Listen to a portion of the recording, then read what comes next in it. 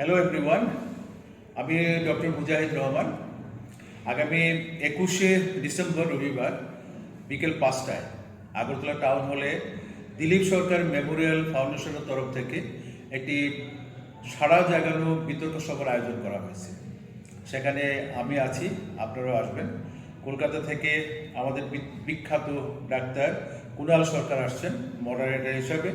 এছাড়া বিশ্বনাথ চক্রবর্তী এবং বাদশাহ মৈত্রও আসছেন। থাকছে আমাদের ত্রিপুরার বিখ্যাত তার্কিকগণ।